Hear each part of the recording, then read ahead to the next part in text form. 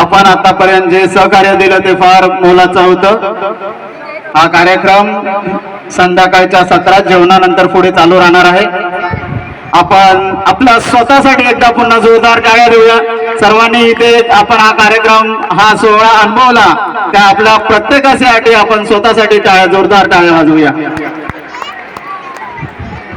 धन्यवाद गुरुजी, धन्यवाद। सर्वांनी भोजन करून जायचं आहे, कोणी कृपया भोजन केल्याशिवाय जाऊ नये ही नम्र विनंती आहे।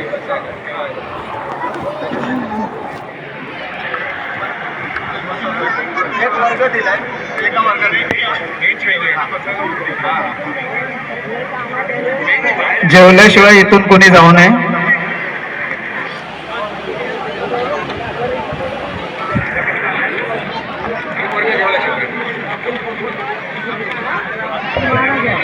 सर्व शिक्षकांनी एका वर्गामध्ये भोजनासाठी बसायचे आणि आलेले सर्व पालक वर्ग, माझे विद्यार्थी यांनी शिस्तबद्ध पद्धतीने भोजनाचा आस्वाद घ्यायचा आहे।